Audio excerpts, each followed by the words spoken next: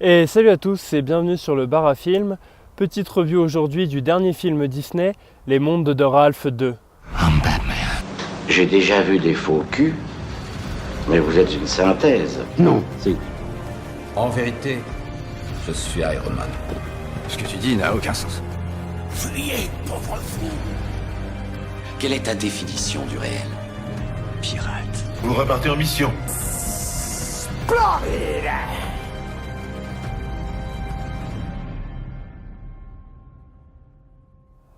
Alors pour ceux qui ne connaissent pas ou qui ont peut-être pas entendu parler de ce dernier film, voici l'histoire.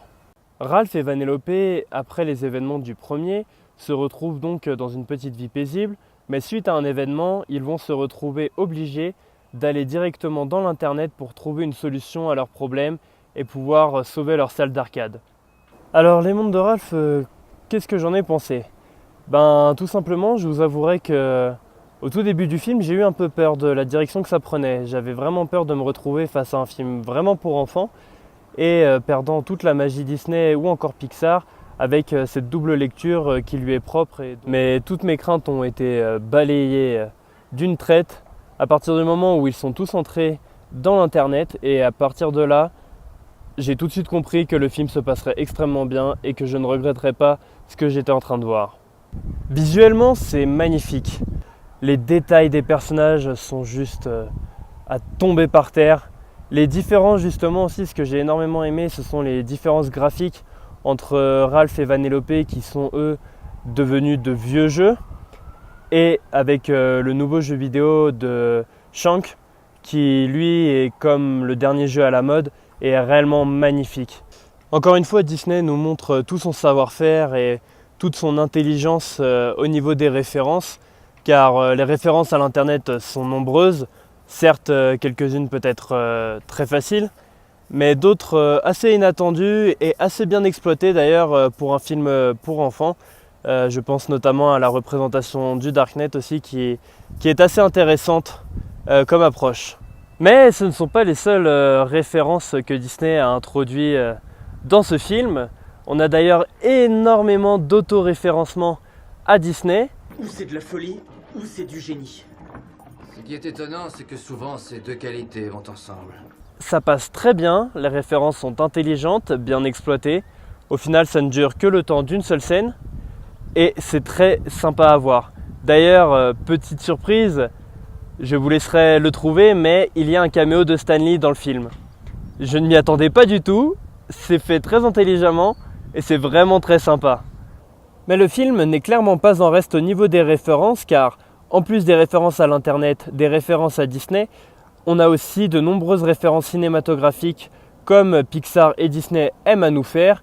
Parmi les références que j'ai pu voir et qui sautent aux yeux, nous avons King Kong ou encore Mad Max, qui sont vraiment de très bons films, et les références y sont incrustées intelligemment au sein des mondes de Ralph.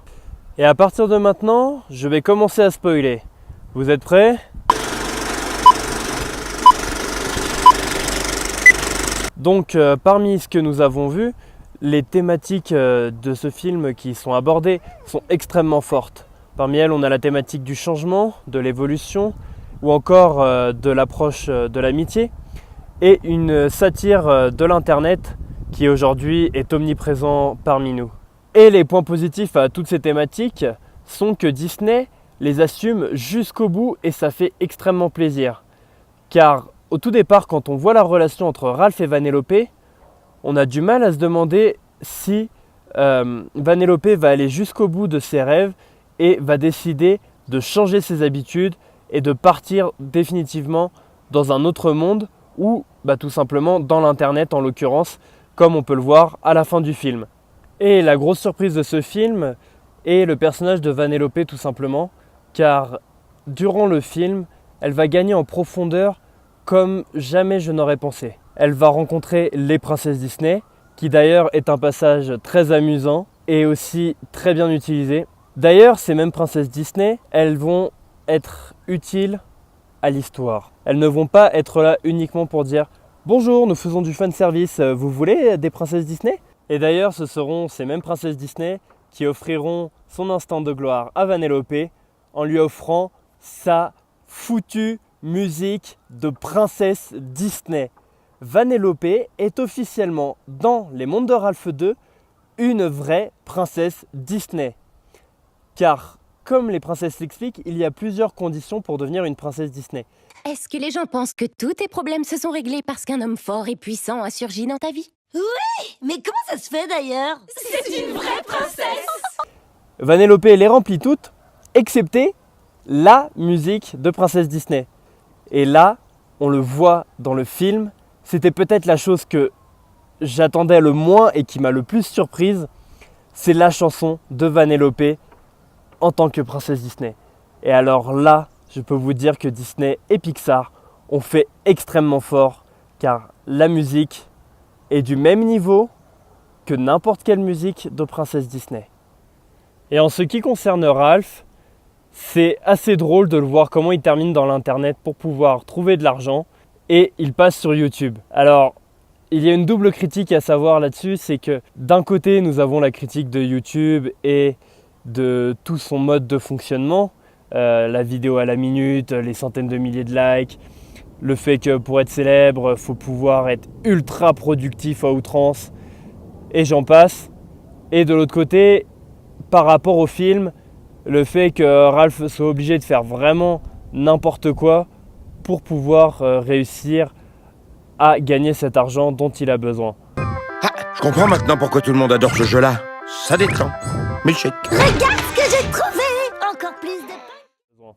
Et ça, l'évolution du personnage de Ralph est vraiment très intéressante au sein du film, car on voit qu'il n'a pas envie de changement. On voit que Ralph, entre guillemets, s'est trouvé une bonne vie à la fin du premier épisode.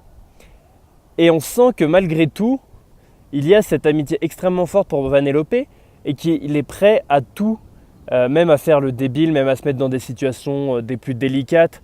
Je pense notamment à son passage dans le dark web qui est plus qu'humoristique qu'autre chose, où tu vois très bien qu'il ne sait pas du tout qu'est-ce qu'il fait là, mais que bon, c'est peut-être le seul moyen de sauver Vanellope, alors que c'est de la pure jalousie de sa part à ce moment-là pour pouvoir, entre guillemets, la récupérer.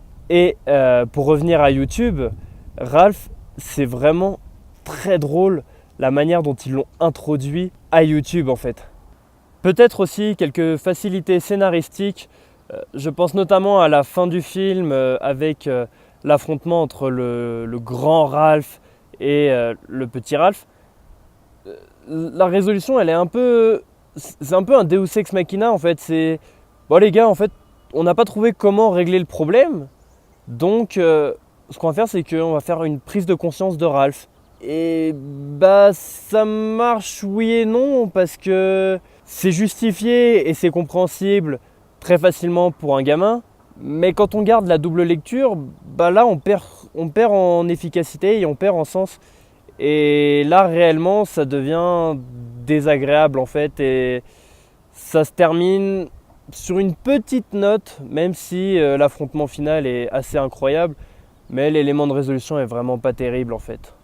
Et en ce qui concerne le personnage de Shank, nouveau personnage dans le film qui fait partie de l'internet et qui est donc le nouveau jeu vidéo à la mode dans l'internet, mais aussi qui va aider énormément nos héros à sauver Vanellope.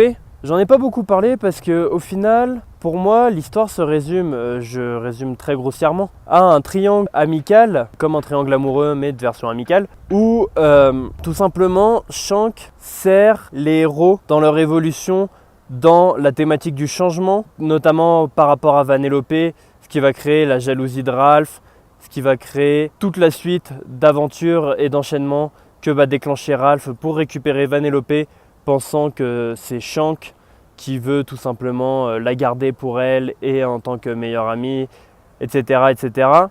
De ce côté-là, je trouve l'histoire assez infantile au final, mais encore une fois, c'est très intelligent de leur part, car le personnage de Shank paraît ultra badass, paraît femme forte, etc. Et ça fait plaisir à voir, car ça va permettre de donner un modèle de femme forte à Vanellope et de se détacher de tous les stéréotypes masculins qui sont les seuls à pouvoir faire avancer une histoire, qui sont les seuls à pouvoir améliorer une aventure. Ah oui, et j'ai failli oublier, le personnage de Félix et de sa femme sont maintenant parents de 15 enfants. C'est tout ce que j'ai à dire, car on les voit pas plus. Et si je devais reprocher peut-être un seul petit point négatif à ce film, ce serait déjà tout d'abord sa musique, qui n'est pas des plus merveilleuses, hormis la musique de Vanellope qui elle est assez incroyable. Mais le thème principal général est comment dire,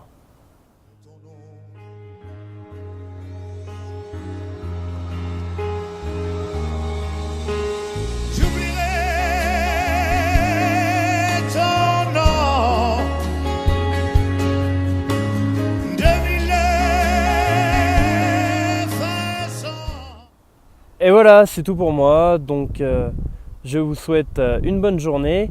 N'hésitez pas à vous abonner et à partager si ça vous a plu. Et quant à moi, je vous dis à bientôt pour une nouvelle critique, pour une nouvelle review, pour une nouvelle théorie. Je ne sais pas encore qu'est-ce qui va arriver ensuite. Et on se voit très bientôt. Salut tout le monde, c'était Le Bar à Film.